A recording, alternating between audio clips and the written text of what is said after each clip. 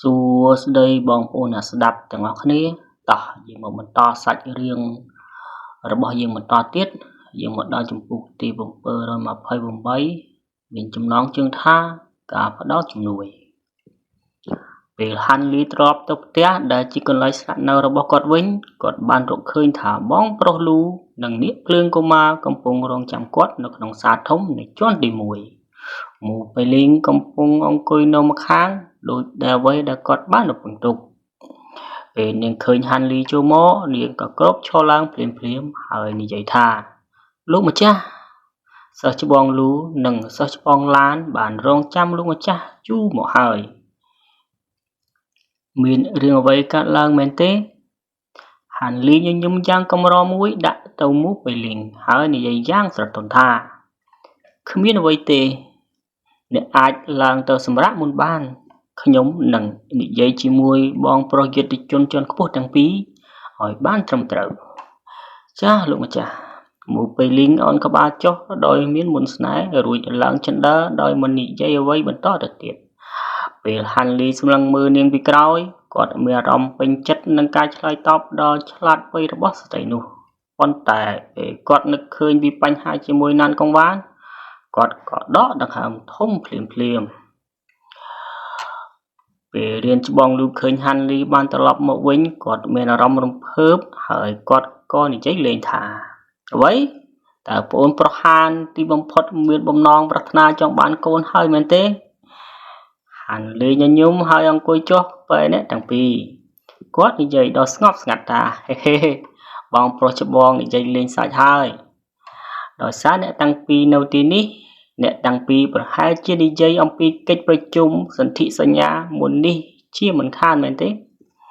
រៀនច្បងលូបាននិយាយយឺតៗថាប្អូនប្រុសយុទ្ធជនបានទេទៅហើយយើងកំពុងនិយាយអំពីការឈ្លានពានរបស់កុលសម្ព័ន្ធមូឡាយើងបានបញ្ជូនដំណឹងនេះទៅនិកាយផ្សេងទៀតនៅក្នុងសម្ព័ន្ធរួចទៅហើយបញ្ហានេះបានរីករាលដាលដល់សមាជិកសម្ព័ន្ធរបស់យើងនៅក្នុងទីក្រុងភាគច្រើននៃពួកតាវនិយមទាំងនេះមានឆន្ទៈក្នុងការបញ្ជូនកម្លាំងជំនួយនិងទទួលស្គាល់ថាបញ្ហានេះនឹងមិនត្រូវបានដោះស្រាយដោយការលាក់បាំងនោះទេពួកគេមានឆន្ទៈក្នុងការជួយសហភាពប្រជាជាតិទាំង9ក្នុងការទប់ទល់នឹងក្រុមកសម្ព័ន្ធមូលាជាការពិតណាស់អ្នកដំដុះព្រលឹងថ្មីទាំងនេះនឹងត្រូវការថ្មវិញ្ញាណមួយចំនួនដើម្បីជាសំណងតបទៅវិញខ្ញុំប្រកាសថាសម្ព័ន្ធប្រជាជាតិទាំង9នឹងមានឆន្ទៈក្នុងការចំណាយជាច្រើនយ៉ាងណាមិញមូឡានគឺជាគូប្រជែងដ៏គួរឲ្យខ្លាចប៉ុន្តែជាការពិតតែថាសម្ព័ន្ធប្រជាជាតិទាំង9ពិតជាទទួលរងនូវផលប៉ះពាល់នៃការឈ្លានពាននេះជាមិនខានហាន់លីងក្បាលហើយនិយាយដោយស្ងប់ស្ងាត់បន្តិចថាដោយសារនេះជាករណីតើមានអ្វីត្រូវពិភាក្សាបន្ថែមទៀតនោះទោះបីជាខ្ញុំបានឈានដល់ដំណាក់កាលប្រលឹងកម្រិតដំបូងបានត្រឹមតែ 2-3 ឆ្នាំក៏ដោយក៏ខ្ញុំនៅតែអាចប្រយុទ្ធប្រឆាំងនឹងសត្រូវបានផងដែរនាគភ្លើងកុមារបន្ទាប់មកបាននិយាយដោយទឹកមុខមើងមាត់ថាអ្នកកាន់សាសនាតាវដូចគ្នាប្រហែលជាមិនដឹងថាក្រុមអ្នកដាំដុះតាវសុចរិតនិងតាវអរិយបានមកលេងយើងនោះទេហើយពួកគេនិយាយអ្វីមួយចំនួនប្រាប់មកពួកយើងខ្ញុំមានអារម្មណ៍ថាវាសមហេតុផលក្នុងការប្រាប់អ្នកទាំងពីរពីអ្វីដែលពួកគេបាននិយាយហាន់លីព្រិចភ្នែកជាច្រើនដងមុននឹងនិយមយ៉ាងអាត់កំបាំងតើពួកគេនិយាយអ្វីទៅកុំប្រាប់ខ្ញុំថាពួកគេនិយាយពីសហភាពប្រជាជាតិទាំង9កំពុងប្រើប្រាស់រឿងនេះជាឱកាសដើម្បីមិនធ្វើឲ្យអំណាចទាំង3ផ្សេងទៀតចុះថយមែនទេរៀមច្បងលូបានឆ្លើយតបដោយស្នាមញញឹមយ៉ាងស្រស់ប្អូនថាអូនប្រហានពិតជាឆ្លាតណាស់ដែលបានទាយត្រូវបន្ទាប់ពីគិតតែមួយផ្លែតប៉ុណ្ណោះទោះជាយ៉ាងណាក៏ដោយសហភាពប្រជាជាតិទាំង9នឹងពិបាកក្នុងការដោះស្រាយជាមួយមហាអំណាចទាំង3ក្នុងពេលតែមួយវាអាចទៅរួចណាស់ដែលពួកគេនឹងចងសម្ព័ន្ធភាពជាមួយបកមួយឬពីរហើយផ្ដួលរលំបកមួយផ្សេងទៀតនេះមិនមែនជាអ្វីដែលសម្ព័ន្ធឋានសួគ៌របស់ពួកយើងមានឆន្ទៈចង់ឃើញវាកើតឡើងនោះទេ ពិភពនៃការដាំដុះនឹងខ្លាចទៅជាមិនស្ថិតស្ថេរនៅពេលដែលអ្នកចម្បាំងមូឡានបានដកថយទៅសមត្ថភាពរបស់យើងមិនអនុញ្ញាតឲ្យរឿងនេះកើតឡើងនោះទេហើយវាអាចបណ្ដាលធ្វើឲ្យខូចខាតតុល្យភាពនៃអំណាចហាន់លីញញឹមហើយសួរដោយស្ងប់ស្ងាត់ថាអូអ្នកចង់មានន័យថានាគភ្លើងកុមារបាននិយាយបន្តទៀតថាវាសាមញ្ញណាស់ទោះបីជាមហាអំណាចទាំង3ស្ដាប់សហភាពប្រជាជាតិទាំង9សម្រាប់ពេលបច្ចុប្បន្នក៏ដោយយើងនឹងមិនអនុញ្ញាតឲ្យពួកគេធ្វើឲ្យពួកយើងចុះខ្សោយនោះទេយើងបានពិភាក្សារឿងនេះជាមួយគ្នាជាមួយតាវរៈនិងតាវសុចរិតហើយយើងបានឈានដល់ការសន្និដ្ឋានដើម្បីពិភាក្សាបន្ថែមទៀតលើច្បាប់មួយចំនួននៅថ្ងៃស្អែកនៅក្នុងសាលផ្លូវការយ៉ាងហោចណាស់សហភាពប្រជាជាតិទាំង9នឹងត្រូវបង្ខំចិត្តបញ្ជូនពួកព្រឹទ្ធាចារ្យរបស់ពួកគេចូលទៅក្នុងសមរភូមិជាមួយពួកយើងជំនួសឱកាសឲ្យដែលធ្វើឲ្យអ្នកវឹកហាត់ពលឹងថ្មីរបស់យើងចុះខ្សោយដោយសម្ងាត់យើងនឹងទាមទារឲ្យបងប្រហានរួមជាមួយអ្នកវឹកហាត់ផ្សេងទៀតគ្រប់គ្រងនៅសំណើនេះហាន់លីបានឆ្លើយតបដោយមិនគិតអ្វីបន្ថែមទៀតវាមិនមែនជាបញ្ហានោះទេខ្ញុំក៏មិនចង់ឲ្យអ្នកដាំដុះរៀបចំផែនការសម្ងាត់នៅពីក្រោយខ្នងរបស់ខ្ញុំផងដែរខណៈពេលដែលខ្ញុំប្រយុទ្ធជាមួយពួកអ្នកចម្បាំងម៉ូឡាននោះរៀនច្បងលូដកដង្ហើមធំហើយនិយាយថាល្អណាស់ក្រៅពីប្អូនប្រហានយើងនឹងតាក់ទងជាមួយពួកតាវដទៃទៀតហើយធានាថានិកាយស្លឹកឈើត្រាស់ដឹងនិងនិកាយចិត្តរស័ក្តិនឹងមិនអាចធ្វើបែបនេះបាននោះទេខ្ញុំសង្ឃឹមថាសង្គ្រាមនេះនឹងបញ្ចប់ឲ្យបានឆាប់តាមអ្វីដែលយើងអាចធ្វើទៅបានបើមិនដូច្នេះទេខាតបងនៅឋានសួគ៌ពាកខាងត្បូងនឹងមិនអាចរៀបរាប់បានឡើយនាគភ្លើងកុមារញញឹមយ៉ាងត្រជាក់ហើយនិយាយដោយប្រាប់ភ្នូថាហេជាមួយនឹងការវឹកហាត់របស់យើងដរាបណាយើងប្រុងប្រយ័ត្នយើងនឹងអាចរក្សាជីវិតរបស់យើងនៅក្នុងសង្គ្រាមបានក្នុងការឈ្លានពានមូឡានលើកមុនខ្ញុំបានសម្លាប់អ្នកចម្បាំងវេទមន្តបានមួយចំនួនធំលើកនេះខ្ញុំក៏ចង់សម្លាប់ឲ្យបានមួយចំនួនធំទៀតផងដែរហាន់លីសម្លឹងមើលនាគភ្លើងកុមារដោយមានការភ្ញាក់ផ្អើលអ្នកฝึกហាត់ម្នាក់នេះមានរូបរាងដូចជាកូនក្មេងប៉ុន្តែការฝึกហាត់របស់គាត់ស្ថិតនៅដំណាក់កាលព្រលឹងដំបូងហើយឈីដកាច់សាហាវដែលមានលើរាងកាយរបស់គាត់បញ្ចេញក៏ខ្លាំងជាងមិត្តភ័ក្តិរបស់គាត់ផងដែរវាហាក់ដូចជាជីវិតជាច្រើនត្រូវបានសម្លាប់ដោយដៃរបស់គាត់អ្នកទាំង3បានជជែកគ្នាបន្ថែមទៀតអំពីព័ត៌មានលម្អិត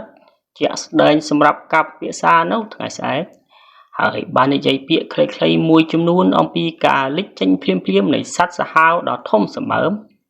និងអ្នកចម្បាំងវេទមន្តចម្លែកមុនពេលពួកគេចាកចេញអំពីកន្លែងជួបជុំនោះ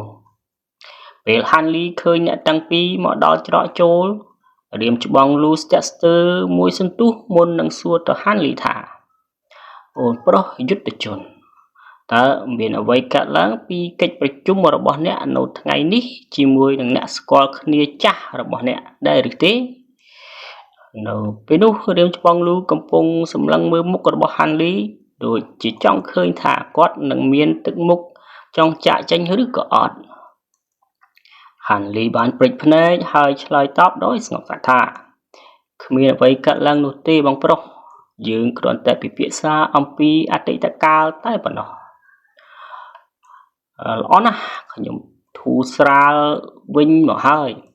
រៀនច្បងលូមានអារម្មណ៍ថាកង្វល់ភាគច្រើនរបស់គាត់បានបាត់ទៅវិញជាមួយនឹងការឆ្លើយតបរបស់ហាន់លីហើយគាត់បាននិយាយពាក្យ2-3ម៉ាត់ទៀតដោយរីករាយជាមួយហាន់លីមុនពេលដែលគាត់ចាក់ចេញ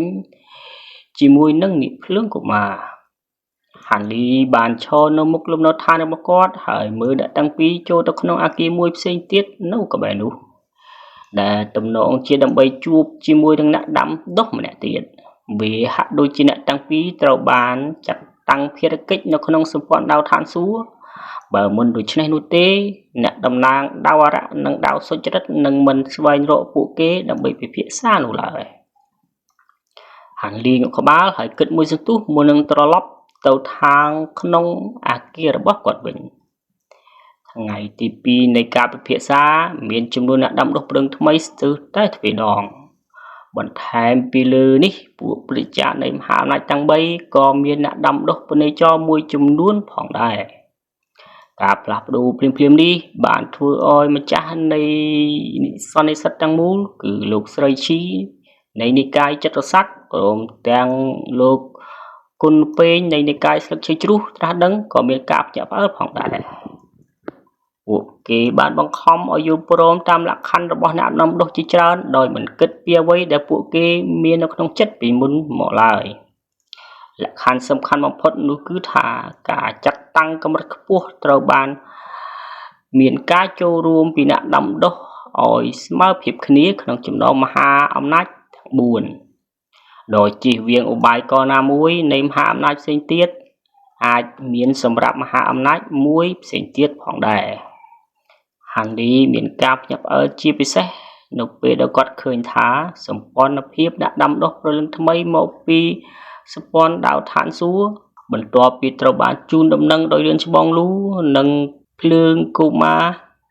បានសម្រេចចិត្តបញ្ជូនពួកអ្នកចាស់ទុំនៅព្រលឹងថ្មីនិងអ្នកដាំដុះនៃនិកាយបង្កើតស្នូលមួយចំនួនមកគ្រប់គ្រងនៅក្នុងទីក្រុងឋានសួគ៌កំពូលនោះទេ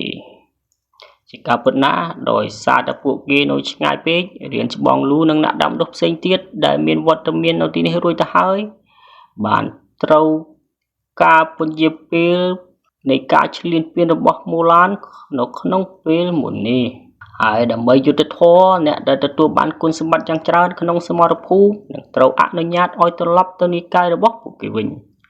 នៅពេលដែលមានកម្លាំងជាមួយមកដល់ហើយនឹងមិនត្រូវឲ្យពួកគេតម្រូវឲ្យចូលរួមក្នុងសមរភូមិក្រោយៗទៀតនោះឡើយព្រោះមានអ្នកដែលដុសជាច្រើនដែលមកជំនួសកន្លែងរបស់ពួកគេរួចទៅហើយលើពីនេះទៅទៀតមិនថានេះភ្លើងកុមារនិងគ្រឿងច្បងលូឬអ្នកដតីទៀតនោះទេអ្នកវឹកហាត់ទាំងអស់នៅក្នុងសាលត្រូវបានចាត់តាំងភារកិច្ចផ្សេងៗគ្នាដើម្បីគ្រប់គ្រងដល់សមរភូមិខាងមុខហាន់លីនិងអ្នកដាំដុះព្រឹងថ្មី2នាក់ផ្សេងទៀតបានដឹកនាំក្រុមអ្នកដាំដុះនៃការបង្កើតស្នូលចំនួន8នាក់ដើម្បីផ្ដល់ការគ្រប់គ្រងដល់ទីតាំងយុទ្ធសាស្ត្រមួយនៅតាមព្រំដែននៃរដ្ឋយូវាគឺជាចំណុចដ៏សំខាន់មួយក្នុងចំណោមចំណុចសំខាន់ផ្សេងៗទៀតនៅតាមបណ្ដោយព្រំដែនដែលនឹងក្លាយជាគោលដៅនៃការឈ្លានពានរបស់ពួកកុលសម្ព័ន្ធមូឡានប្រសិនបើចំណុចទាំងនេះនៅតែអាចការពារបានអូឡាននឹងមិនអាចកាន់កាប់ដីណាមួយបានឡើយនៅពេលខាងមុខដោយសារការភ័យខ្លាចនៃការវាយប្រហារចំពោះសហភាពប្រជាជាតិទាំង9វិញកម្លាំងបច្ចុប្បន្នរបស់ពួកគេមិនគ្រប់គ្រាន់ដើម្បីចាប់ផ្ដើមសមរភូមិដ៏ខ្លាំងក្លាប្រឆាំងនឹងមូឡានោះទេពួកគេអាចពឹងផ្អែកបានតែលើលក្ខខណ្ឌអំណោយផលនិងការរៀបចំកងទ័ពដ៏ល្អឥតខ្ចោះតែប៉ុណ្ណោះគឺដើម្បីតែពន្យាពេលកងទ័ពរបស់អ្នកចម្បាំងវេទមន្តតែម្ដងបើមិនដូច្នេះទេដោយសារតែល្បឿនរបស់អ្នកចម្បាំងវេទមន្តកម្រិតខ្ពស់ពួកគេនឹងអាចទៅដល់ទីក្រុងឋានសួគ៌កំពូលបានក្នុងរយៈពេលតែ1ខែប៉ុណ្ណោះកងទ័ពអ្នកចម្បាំងវេទមន្តមិនទាន់បានទៅដល់ទីតាំងយុទ្ធសាស្ត្រដែលហាន់លីត្រូវបានចាត់តាំងឲ្យការពារនោះឡើយទោះជាយ៉ាងណាក៏ដោយមានអ្នកវឹកហាត់រឿងថ្មីនៃសហភាពប្រជាជាតិទាំង9ប៉ុណ្ណោះនៅក្នុងចំណោមអ្នកវឹកហាត់កម្រិតខ្ពស់ដែលកំពុងយាមការពារវាហាក់ដូចជាក្នុងការឈ្លានពានកន្លងមកអ្នកវឹកហាត់ព្រលឹងថ្មីតែមួយគត់គឺគ្រប់គ្រាន់ដើម្បីប្រយុទ្ធប្រឆាំងនឹងអ្នកចម្បាំងវេទមន្តមួយចំនួនដែលមានការគ្រប់គ្រងពីការរឹតបន្តឹងនិងការបង្កើតវេទមន្តទោះជាយ៉ាងណាក៏ដោយនេះមិនគ្រប់គ្រាន់ដើម្បីយកឈ្នះលើការវាយប្រហារបច្ចុប្បន្នរបស់អ្នកចម្បាំងវេទមន្តមូឡានោះទេចំពោះអ្នកបណ្ដុះភ្លើងថ្មីផ្សេងៗទៀតមានតាម៉ាមកពីព្រះពន្លានៃផ្លូវសុចរិតបុរសចំណាស់ស្គមស្គាំងម្នាក់ដែលមានរូបរាងមានសុខភាពល្អហើយក៏មានបុរសចំណាស់ស្លៀកពាក់ពណ៌បៃតងដែលគាត់បានឃើញកាលពីថ្ងៃមុននៅក្នុងសាលពិភាក្សាឈ្មោះហ្គូស៊ុងពូទោះបីជាគាត់មានថង់សត្វវិញ្ញាណតែមួយនៅចង្កេះក៏ដោយហាន់លីមានអារម្មណ៍មិនស្រួលពេលឃើញឈីដែលបញ្ចេញមកតិចៗពីខ្លួនរបស់គាត់វាហាក់ដូចជាមានសភាពមិនធម្មតានោះទេពួកគេទាំងពីរមានការដាំដុះស្រដៀងគ្នាទៅនឹងហាន់លីនគឺនៅដំណាក់កាលព្រឹងដំបូងដូចគ្នា ដោយសារតែកងទ័ពសំខាន់នៃអ្នកចម្បាំងវេទមន្តម៉ូឡានទំនងជានឹងវាយប្រហារនៅទីតាំងនេះក្នុងពេលឆាប់ៗអ្នកវឹកហាត់ព្រលឹងទាំង3នាក់បានសម្រេចចិត្តយ៉ាងរហ័សក្នុងការចាក់ចេញពីអ្នកវឹកហាត់នៃការបង្កើតស្នូលរបស់ពួកគេហើយប្រញាប់ប្រញាល់ទៅដល់ការបង្កើតវេទមន្តជាមុនហើយទុកឲ្យសិស្សចំនួនក្រោយរបស់ពួកគេនៅពីក្រោយនៅតាមផ្លូវលោកតាម៉ាបានបង្ហាញពីភាពអស់សំណើចដោយបាននិយាយពីរឿងកំប្លែងប្លែកៗវាហាក់ដូចជាពួកគេកំពុងតែធ្វើដំណើរកម្សាន្តដ៏ស្រស់ស្អាតមួយជាងការធ្វើដំណើរទៅប្រយុទ្ធនឹងអ្នកចម្បាំងវេទមន្តទៅវិញចំពោះគង់ស៊ូប៊ូនៃនិកាយវិញ្ញាណគ្រប់គ្រងគាត់បាននៅស្ងៀមស្ទើរតែពេញមួយដំណើរហើយមានទឹកមុខស្រពោនផងដែរគេមិនដឹងថាគាត់កំពុងគិតអំពីអ្វីនោះទេចំពោះហាន់លីគាត់ញញឹមហើយនិយាយជាមួយម៉ាចាស់ដែលធ្វើឲ្យអ្នកទាំងពីរមានអារម្មណ៍ល្អនឹងគ្នាអ្នកទាំងពីរបានដឹងថាហាន់លីជាអ្នកដាំដុះភ្លើងថ្មីដែលទើបតែឡើងកម្រិតហើយពួកគេមិនបានឲ្យតម្លៃលើកម្លាំងរបស់ហាន់លីពេកនោះទេអូខេអរគុណសូមជម្រាបលាយើងនឹងបន្តនៅចំពោះក្រោយនៅថ្ងៃក្រោយទៀតសូមអរគុណ